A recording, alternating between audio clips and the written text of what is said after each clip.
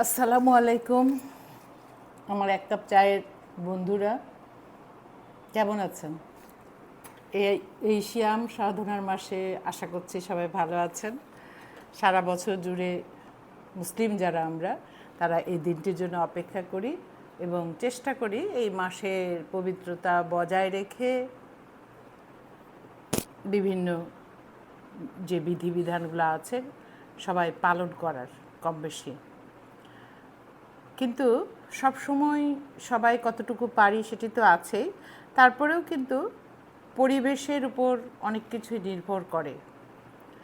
আপনারা যদি খেয়াল করে থাকেন তখন দেখবেন যে এই পবিত্র মাসে কিন্তু অনেক ঘটনা ঘটে যাচ্ছে বাংলাদেশে, যেটি অনভিপ্রেত। আমরা কেউই চাই না এই ধরনের ঘটনা ঘটুক বা ঘটে। রমজানের 10টি রোজা চলে গেছে এবং এখন মনে হবে যে দ্রুতই সময় চলে যাচ্ছে। আরও একটি বছর আবার অপেক্ষা করতে হবে। আমরা কেউ বেঁচে থাকবো, কেউ থাকবো না, কত ঘটনাই পৃথিবীতে ঘটে যাবে। কিন্তু বর্তমানে যে কয়েকটি ঘটনা ঘটেছে কয়েকদিনের মধ্যে, সেটি কারোই কাম্য নয়। এই নয় যে এই ঘটনাগুলি এখনই ঘটেছে, তা কিন্তু নয়, আগেও ঘটেছে। কিন্তু মানুষ যখন বিস্ফোরণ উন্মুখ হয়ে থাকে, অর্থাৎ সহ্য করতে করতে সহ্যের বাইরে চলে যায়, তখন কিন্তু এটি বিস্ফোরিত হয়। সেরকমই একটি অবস্থা ঘটেছে। আমরা জানি যে ধর্ষণ শব্দটির সঙ্গে সবাই পরিচিত আছি। এই শব্দটি আমার খুব একটা পছন্দের শব্দ নয়, কিন্তু তারপরেও এটার কোনো সমার্থক শব্দ আমি সেভাবে খুঁজে পেলাম না। অনেকে শ্লীলতাহানির কথা বলতে চাইছেন, কিন্তু দুটোই ব্যাপার বোধহয় এক নয়। সে কারণেই এই শব্দটি আমাকে উল্লেখ করতে হচ্ছে।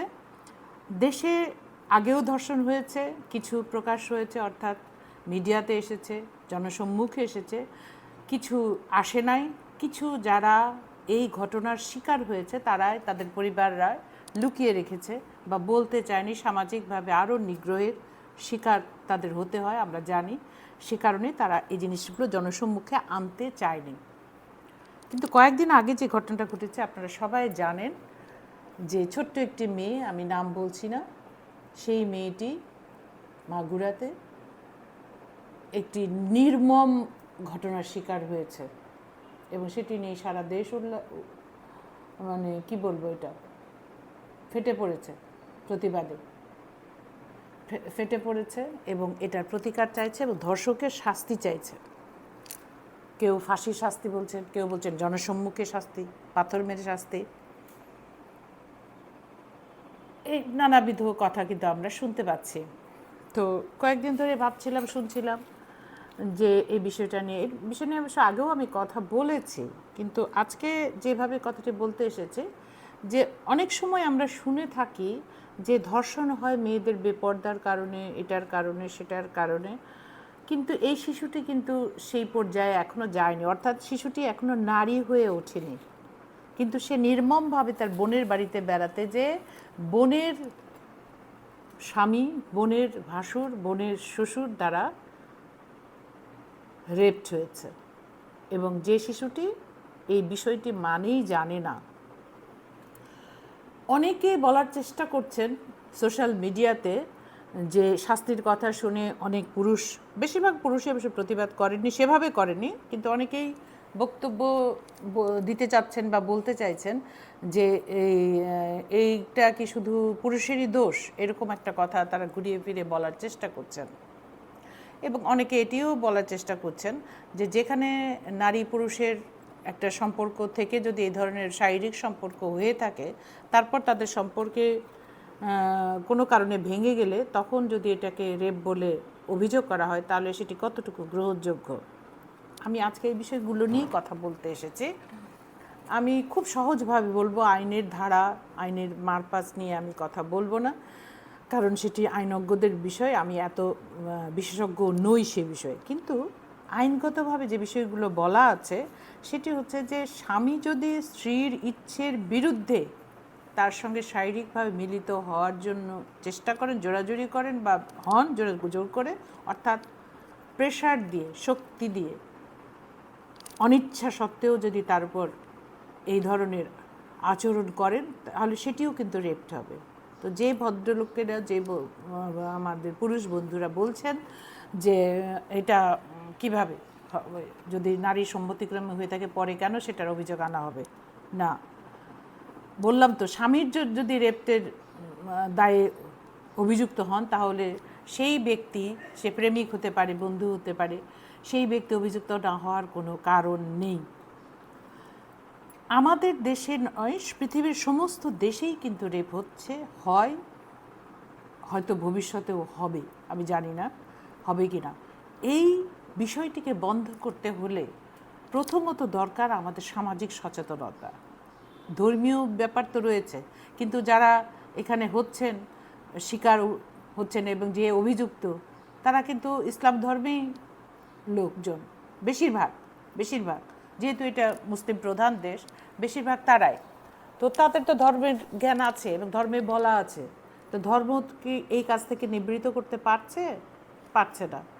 তার মানে ধর্ম শিক্ষার সঙ্গে সঙ্গে নৈতিক শিক্ষাটি খুবই জরুরি, পারিবারিক শিক্ষা জরুরি এবং নারীর প্রতি সম্মান প্রদর্শন জরুরি, যেটি পরিবার থেকে হতে হবে। পরিবারে যদি একটি ছোট ছেলে শিশু থাকে, একটি মেয়ে শিশু থাকে, পরিবারের দায়িত্ব সেই ছেলে শিশুটিকে শেখানো যে মেয়ে শিশুর সঙ্গে সে কোন আচরণ করবে, কোন ধরনের আচরণ তার যুক্তিসঙ্গত এবং কোন ধরনের আচরণ তার করা উচিত নয়, এটা কিন্তু তাকে শৈশব থেকেই শিখে আসতে হবে। অর্থাৎ একদিনে যদি আপনি 30 বছরের বা 25 বছরের একজন যুবককে বলেন যে এইটা করো না, এটা খারাপ কাজ, সে তো এটা মানবে কি, এবং সে এটা শিখবেও না। শেখার ব্যাপারটা কিন্তু ক্রমান্বয়ে, ধীরে ধীরে, পর্যায়ক্রমে, এবং এটা অনুশীলনের মধ্য দিয়ে। সেই শিশুটি যদি তার বাবাকে দেখে, তার চাচাকে দেখে, মামাকে দেখে, দাদাকে দেখে, অর্থাৎ পুরুষ সদস্য, আত্মীয়, বন্ধু, পাড়া প্রতিবেশীকে দেখে যে সেই পরিবারের নারীদের প্রতি যথাযথ সম্মান প্রদর্শন করা হচ্ছে, তাহলে কিন্তু সেও সেটা শিখবে। তাহলে আমাদের দায়িত্ব কিন্তু শুধু শাহবাগ ব্লক করে দিয়ে নয়, মিছিল মিটিং করেই নয়। বিভিন্ন এলাকাতে আমরা অনেকেই মনে করি প্রতিবাদ আমরা করব, কিন্তু মিছিল মিটিং করে প্রতিবাদ করতে যে রাস্তাঘাট বন্ধ করে দিয়ে মারামারি করে সেটি কতটুকু গ্রহণযোগ্য, এটা আমার নিজের কাছে একটি বড় প্রশ্ন। আমি মনে করি এটি গ্রহণযোগ্য নয়, কারণ একটি প্রতিবাদ করতে যে শত শত মানুষের অসুবিধা তৈরি করা বোধহয় যাবে না। হ্যাঁ, এটি প্রতিবাদ করারও একটি কারণ আছে, কারণ দেখা যাচ্ছে যে এই দেশে প্রতিবাদ না হওয়া পর্যন্ত কোনো কিছু হয় না, সেটিও বোধহয় একটি কারণ যার জন্য মানুষের প্রতি এই ধরনের প্রতিবাদগুলো বেছে নেয়। যারা দেশ পরিচালনা করেন, যখনই করেন, কারণ অতীতেও এই বিষয় ঘটেছে, ভবিষ্যতেও ঘটবে না যা কিন্তু তা কিন্তু নয়। তো এই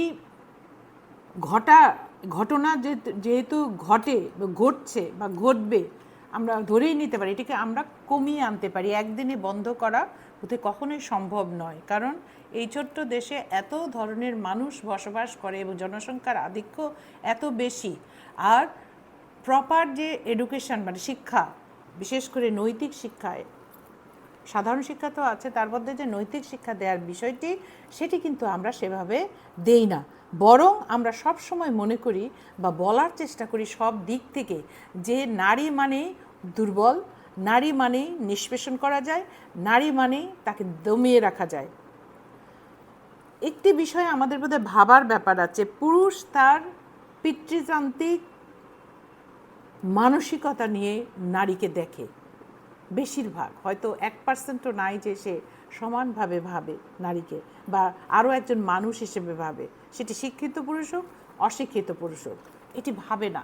আর এই ভাবে না বলেই কিন্তু পুরুষ নারীর উপর জোর খাটিয়ে তার আধিপত্য বিস্তার করতে চায় এবং সে মনে করে নারী তার অধীনস্থ। কারণ আমরা দেখি আমাদের সমাজে এবং প্রায় সব সমাজেই নারী বিয়ের আগে বাবার ইয়েতে থাকে, বাবার ইয়ে মানবে না তা কিন্তু নয়, কিন্তু ওই যে একজন ছেলেকে যেটুকিয়ে দেওয়া হয় একজন মেয়েকে সেটুকু কিন্তু দেওয়া হয় না। বিয়ের পরে স্বামী যদি না থাকে বৃদ্ধ বয়সে পুত্র, অর্থাৎ নারীকে খেয়াল করে দেখবেন পরিবারে কোনো সিদ্ধান্ত, অধিকাংশ পরিবারের সিদ্ধান্ত বা কোনো আলোচনায়, জরুরি কোনো আলোচনায়, সেখানে নারী কথা বলতে গেলেই বলা হয়েছে যে তোমার কথা বলার দরকার নেই, তুমি বুঝবা না। অর্থাৎ ধরেই না হয় নারীর মতামত দেওয়ার ক্ষমতা বা অধিকার বা জ্ঞান বুদ্ধি কোনোটিই নেই, সেটি শিক্ষিত নারী হোক বা অশিক্ষিত নারী হোক। দেখা যাচ্ছে যে নারী বাইরে হয়তো বিশাল একটি পদে বসে কাজ করে করছেন এবং খুব চমৎকারভাবে করছেন শুধু না, খুব চমৎকার সাফল্যের সাথে, সফলতার সাথে করছেন, সেই নারী দেখা যাচ্ছে ঘরে শুনতে হচ্ছে যে তুমি বুঝবা না, বা তার মতামতের তোয়াক্কাই করা হচ্ছে না। তার মানে এটা খুব স্পষ্ট যে নারীর উপর আধিপত্য বিস্তারের জন্যই পুরুষ কিন্তু শারীরিকভাবে তাকে আক্রমণ করে। নারী শারীরিকভাবে পুরুষ দ্বারা আক্রান্ত হয় এবং অনেক ক্ষেত্রে দেখা যায় পুরুষের দুর্বলতাকে, পুরুষ যখন কোনো কারণে কোনোভাবে নারীর চেয়ে নিজেকে দুর্বল মনে করে, অর্থাৎ তার অপোজিটে কোনো নারী আছে, তার বিপরীত দিকে তার চেয়ে সে নিজেকে দুর্বল মনে করছে, সেটি তার সহকর্মী হতে পারে, তার স্ত্রী হতে পারে, তার বন্ধু হতে পারে, যখনই সেই একটি কমপ্লেক্সে ভুগতে থাকে তখনই কিন্তু তার মধ্যে এই ধরনের মিথস্ক্রিয়া কাজ করে। সে নিজেকে নেগলেক্টেডভাবে, এটা তার মন গড়া, নেগলেক্টেডভাবে, এবং সে হীনমন্যতায় ভোগে এবং এই হীনমন্যতা অনেক সময় রাগে পর্যবেসিত হয়। রাগে পর্যবেসিত হওয়ার পরে সে নারীর উপর আক্রমণ চালায় এবং সহজ পদ্ধতি নেয়। কারণটা হচ্ছে এই রেপ বা ধর্ষণ আমাদের সমাজে অন্তত এখনও নারীরা এটিকে খুব বড়ভাবে দেখে। কখনো তারা ভাবে না এটি একটি দুর্ঘটনা, সবসময় ভাবে এটি তার জন্য একটি মারাত্মক ক্ষতি, সমাজ তাকে এটি বুঝিয়ে দিয়েছে। সে নারী নিজে ভাবে, ছোটোবেলা থেকে সে বুঝতে শেখে বা সে তার দেহের পবিত্রতা রক্ষা করার চেষ্টা করে, সেটি যখন লঙ্ঘিত হয় সে মানসিকভাবে খুবই বিপর্যস্ত হয়ে পড়ে এবং এই বিপর্যস্ততার কারণেই কিন্তু সে অনেক সময় অনেক কিছু লুকিয়ে রাখার চেষ্টা করে বা কম্প্রোমাইজ করার চেষ্টা করে। আপনারা খেয়াল করলে দেখবেন যে রেপ হওয়া মেয়েটি বিয়ের প্রতিশ্রুতি দিয়ে দিনের পর দিন শারীরিক সম্পর্কে লিপ্ত হয়েছে, যে পুরুষ বন্ধুরা বলছেন যে নারীও তো সেখানে শারীরিক, তার সম্মতিতে হয়েছে, হ্যাঁ হয়তো বা হয়েছে, কিন্তু ওই যে বিয়ের সম্মতি ছিল, কারণ নারী মনে করেছে এই মেয়েটি তার ভবিষ্যতে স্বামী হবে, তাকে বিয়ে করবে। কিন্তু পুরুষ দেখা গেল শারীরিকভাবে মিলিত হওয়ার পর, অর্থাৎ সেই মেয়েটিকে শারীরিকভাবে পাওয়ার পরে, তখনই অধিকাংশ ক্ষেত্রে মানে 99% অনেক অনেক বেশি ক্ষেত্রেই দেখা যায় সেই পুরুষ আর সেই মেয়েটিকে বিয়ে করে না এবং যার ফলে আমরা প্রায় পত্রপত্রিকা বা মিডিয়াতে দেখছি যে ছেলেটির বাড়িতে সেই মেয়েটি অবস্থান নিয়েছে তাকে বিয়ের দাবিতে। কতটুকু নিরুপায় হলে একটি মেয়ে এই কাজটি করে এটা আমাদের বোধহয় ভাবনার অপেক্ষা রাখে। এটা খুব সহজেই অনুমেয়, একটু মানে দরদ নিয়ে, একটু সহানুভূতি নিয়ে ভাবলেই পারবেন। কারণ যে লোকটি তার সঙ্গে বিশ্বাসঘাতকতা করেছে, তাকে লাঞ্ছিত করেছে, সেই তাকে আর বিয়ে করতে চায় না, আবার তাকে বিয়ে করার জন্য সেই মেয়েটি সেই বাড়িতে অবস্থান করে। কেন? কারণ সমাজে অন্তত তাকে সেভাবে নিগৃহীত, ঘরে হতে হলেও সেভাবে বাইরে নিগৃহীত। মানুষ হয়তো বলবে এই বিয়েটা না হলে মানুষ আরও বেশি বলবে, আরও নিগৃহীত হবে, আর যদি সে সন্তান সম্ভব হয়ে পড়ে তাহলে তো কোনো কথাই নেই। সেই জন্য শত অপমান মাথায় করে নিয়ে দেখা যায় সেই মেয়েটি হয়তো প্রাপ্তবয়স্কও নয়, বেশিরভাগ ক্ষেত্রে দেখা যাচ্ছে যে প্রাপ্তবয়স্কও নয়, সে সেই বাড়িতে যে অবস্থান ধর্মঘট করছে, অর্থাৎ বসে আছে। অবস্থান ধর্মঘট বলতে বলছি বিয়ের দাবিতে বসে আছে। এটা নিয়ে বহুত হাস্যকৌতুক হচ্ছে, পাড়ার লোকজন জমে যাচ্ছে। কেন করছে নারী? কারণ তার যে সমাজের যে অসম্মান, সেই অসম্মান থেকে কিছুটা হলেও সে বেরোতে পারবে ভাবছে। কতটুকু বেরোতে পারে সেটি ভবিষ্যতে বলে দেয়। আরেকটি বিষয় খেয়াল করে দেখেছেন কিনা, এই যে নারীর প্রতি একটি কথা বলা হচ্ছে যে সে হয়তো ভালো পোশাক পরেনি, হ্যাঁ সামাজিকভাবে বা আমাদের ধর্মীয়ভাবে কিছু বিধিবিধান আছে, সেটি যিনি মানেন অবশ্যই মানেন, তাকে কেউ বোরকা পরেন বা কেউ হিজাব পরেন, কিন্তু আমরা সমাজে দেখি আমরা শালীন পোশাকই মানুষই বেশি দেখা যায়, অশালীন পোশাক কি দেখা যায় না সেভাবে। যদি আপনি সেটা বোরকা না পরলে অশালীন মনে করেন তাহলে বলার কিছু নাই। আর শালীন পোশাকের কারণেই যদি হয়, আগেই বলেছি, সেহেতু তাহলে শিশু ধর্ষিত হতো না, কিন্তু শিশু ধর্ষণের সংখ্যা কিন্তু ক্রমান্বয়ে বাড়ছে। এর পেছনে অন্যতম কারণ হচ্ছে শিশু হচ্ছে সফট অর্থাৎ দুর্বল টার্গেট। অর্থাৎ শিশুকে যত সহজে একজন পুরুষ রেপ করতে পারছে বা ধর্ষণ করতে পারছে, একজন নারীকে হয়তো অত সহজে পারছে না। তাই এই বিকৃত মানসিকতার লোকজন কি করছে, শিশুকে বেছে নিচ্ছে তার লালসা প্রবৃত্তি চরিতার্থ করার জন্য। এবং সামাজিকভাবে এই শিশুগুলো বেশিরভাগ ক্ষেত্রেই তারা কি বলবো, তাদের মানে প্রটেক্ট করার অর্থাৎ তাদেরকে রক্ষা করার সেই ব্যবস্থাটুকু সেভাবে নাই। হয়তো কোনো বস্তিতে বসবাস করে বা এমন জায়গায় বসবাস করে বাথরুমটা বাইরে, সে রাত্রিবেলা, এরকম ঘটনাও আছে, বাইরে যে যাওয়ার ফলে সেই রাত্রিবেলা সেখানে মানুষ তাকে করেছে। এগুলো ঘটনাও কিন্তু কম নয়। এখানে শিশুকে যেহেতু দুর্বল ভাবা হচ্ছে, আসলেই শিশু দুর্বল, সে কারণেই কিন্তু তাকেই বেছে নিচ্ছে এই বিকৃত চরিত্রের পুরুষ। যখন একজন পুরুষের কাছে একটি শিশু নিরাপদ না হয়, তখন পুরুষকে কিন্তু এই দায় নিতে হবে। সামাজিকভাবে পুরুষকে আগে এগিয়ে আসতে হবে। পুরুষ যখন শক্ত হয়ে দাঁড়াবে সমাজের প্রতিটি পরিবারে, সমাজের প্রতিটি ক্ষেত্রে, অফিস আদালতে পুরুষ তার মানসিকতা চেঞ্জ করবে, পরিবর্তন করবে, তখনই কিন্তু এটা কমে আসবে। এটা কমে আসবে কারণ নারী পুরুষের সম্পর্ক প্রাকৃতিক এবং সেই প্রতিটি ধর্মেই সেই নারী পুরুষের সঙ্গে সম্পর্কিত হওয়ার জন্য কিছু বিধান রয়েছে। সেই বিধানের মধ্য দিয়েই কিন্তু প্রকৃতি টিকে আছে, মানুষের জন্ম টিকে আছে, বংশবৃদ্ধি হচ্ছে। এবং এটি কিন্তু প্রকৃতি বলেন, ভগবান বলেন, আল্লাহ বলেন, যে কোনো ধর্মেই এই জিনিসটি বলা হচ্ছে। এবং প্রকৃতি টিকে থাকবে বংশ পরম্পরায়, বংশবৃদ্ধির কারণে, এবং বংশবৃদ্ধি হবে নারী পুরুষের মিলনের ফলে, এবং সেটি অত্যন্ত পবিত্র এবং ভালোবাসাময়। কারণ সেখানে একজন অনাগত নতুন মানুষ পৃথিবীতে আসবে, যে ভবিষ্যতে এই পৃথিবীকে শাসন করবে। সেইখানে যদি একটি নোংরা ঘটনা ঘটে, শারীরিক শক্তি প্রদর্শনের ব্যাপার ঘটে, লালসা চরিতার্থের ঘটনা ঘটে, তাহলে সেটি কতটুকু ঘৃণ্য এটা সহজেই বোধহয় আমরা অনুমান করতে পারি, অথবা অনুমান করা উচিত বলে আমি অন্তত মনে করি। আমার মনে হয় সবাই মনে করেন। আমরা যারা মা আছি, যাদের ছোট কন্যা শিশু আছে, তারা কিন্তু সবাই খুবই ভীত। স্কুলে পাঠিয়ে ভীত, বাড়িতে রেখে ভীত, কারণ সবসময় তিনি হয়তো বাড়িতে না থাকেন না। ফ্ল্যাট বাড়িতে থাকি আমরা, বিভিন্ন বাড়িতে বিভিন্ন লোকজন থাকে, বিভিন্ন বাড়িতে বড় ছেলে থাকে, দারোয়ান থাকে, ড্রাইভার থাকে, অনেক কিছুই থাকে। সেই সব ক্ষেত্রে আপনি কতক্ষণ আপনার কন্যা শিশুটিকে আগলে রাখবেন, এটি কিন্তু একটি গভীর প্রশ্ন।